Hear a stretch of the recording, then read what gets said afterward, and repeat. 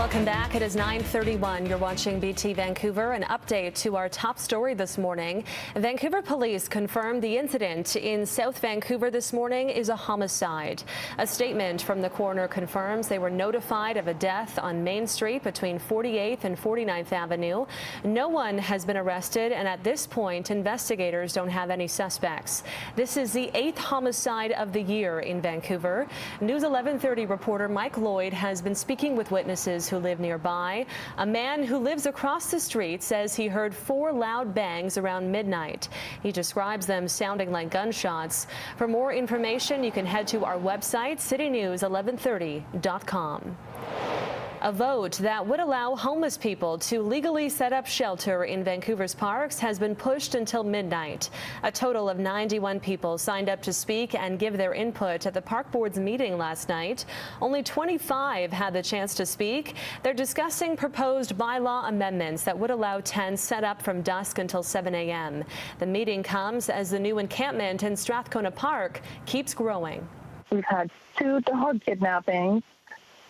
I've also been told of a number of sexual assaults that have happened. I urge the Park Board to not only amend its bylaws, but to turn over jurisdiction of the encampment in Strathcona Park to either the city or the province, who have more capacity to address the broader problem of homelessness.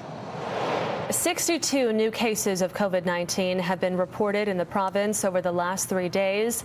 33 of them are in the Fraser Health District, with 22 in the Vancouver Coastal Health Region. Sadly, 2 more people have died from COVID-19. Health Minister Adrian Dix says community exposure events are continuing to happen, partly referring to situations at 4 spots in Kelowna earlier this month. When people come together for private parties, in this case it's largely people in their 20s and 30s, the risks are considerably higher. They tend to be in enclosed spaces.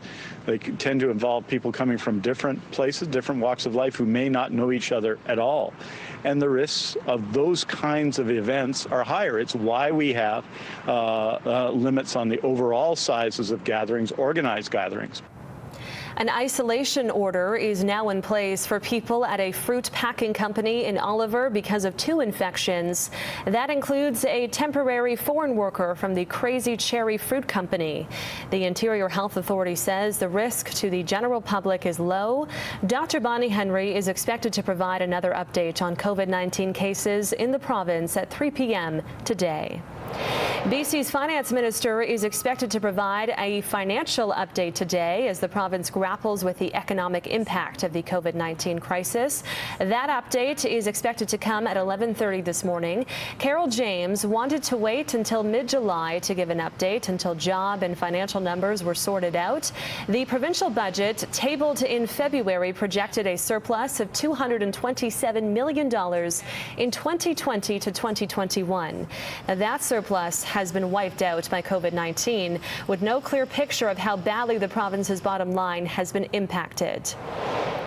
The BC Centre for Disease Control has issued a warning for COVID-19 exposure to passengers on several flights that arrived in Vancouver over the last few weeks. July 6, Dallas to Vancouver. July 6, Kelowna to Vancouver. July 7th, San Francisco to Vancouver. July 8th, Montreal to Vancouver. The BC CDC recommends that passengers self-isolate and check for symptoms for 14 days following the flight. All international travelers are still required to self-isolate for 14 days.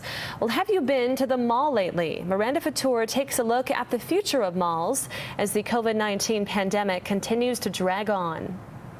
The COVID-19 pandemic is accelerating a shopping mall revolution, according to a new report by Deloitte. I think virtual everything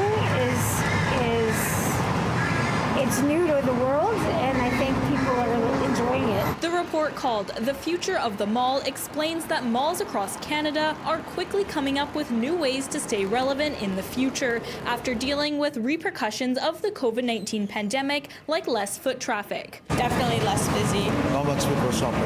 In order to survive the modern world, the report says malls need to focus on safety and convenience, rethink the role of the store, make way for new restaurants, embrace technology, and become multi-purpose wellness destinations. I think, yeah, you're going to have varieties, a lot of variety. Metrotown's got theaters, it's got better restaurants, a larger food court. All those things can help attract. Retail advisor David Ian Gray explains that the retail transformation has already been happening for several years at a slower pace. COVID didn't create that. COVID, however, has sped it up. And the transformation that's underway right now, there's a lot of retailers and malls that have not been transforming. But believe me, the future of retail was always going to have physical space in it. We spoke with several people in Vancouver who gave mixed reviews on whether they prefer shopping online or shopping in a mall. And most say they've only been to a mall a handful of times during the pandemic. The reason I went to the mall today was to return some stuff that I purchased online. Responses are quick on the internet, but you can't touch it, you can't feel it, you can't try it on. I have been doing lots of online shopping, which is not something that I usually do. In a Twitter poll by City News, 61.5% of respondents said they have not been in a mall during the pandemic. The report says foot traffic in Canada's top 10 malls has gone down 45% in February 2020 versus February 2019. Gray says a key to survival is for everyone in the shopping industry to work together.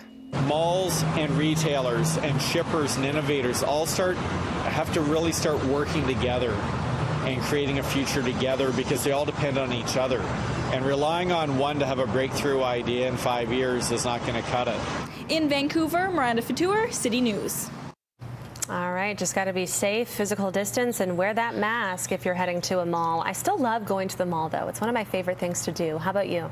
You said that. Yeah, you're more tactile. You like to handle things, especially clothing if you're buying them, right? And you can see that my fashion sense is about 10 years behind the curve here. I'm an online shopper, but that's because I'm buying like drill bits and, hose clamps and stuff like that, right? Just hardware type stuff. Russ, nice you to get know out that there. I think you look great in plaid, so keep wearing the plaid every day. Thank you. Awesome. I was just fishing for that. Thanks, Mary. My day is complete now. Now we'll turn our attention